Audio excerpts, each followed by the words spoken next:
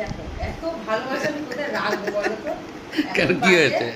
এখন বাজে 3:10 রাত 3:10। তো আমাকে মুপাদি আমাকে খাবার এনে দিয়েছে 3:10 রাত 3:10 দেখো পোলাও আলুর দম আলুর তরকারি জানি আমি আলু খেতে খুব ভালোবাসি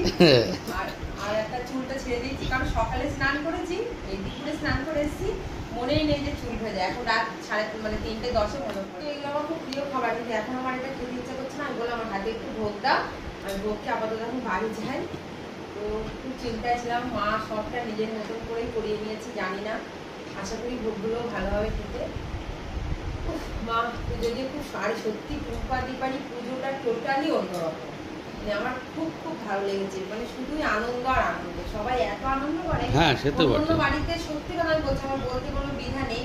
সারা যদি আমার পুজো থাকে একটা মানুষও থাকবে না এরা প্রত্যেকটা মানে বাড়ির মেম্বারসরা পুরো ওখানে নাচ থেকে শুরু করে বাজনা হয়েছে তো কন্টিনিউয়াস করে ছোট ছোট বাচ্চাগুলো কারো চোখে ঘুম নেই সব নাচছে হ্যাঁ এটা ঠিক বলেছো এটা একদম মানে খুব ভালো লাগলো আমার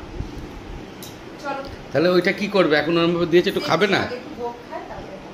ভোগ মানে আগে ও মায়ের কাছে যেটা দেওয়া সেটা খায় ঠিক আছে একটু না একটুখানি বলে সবাইকে দিবি কি এমন টিফিন বানিয়ে আমি নিয়ে আসবো খাওয়া দাওয়া তুমি ব্যস্ততা করাবি হ্যাঁ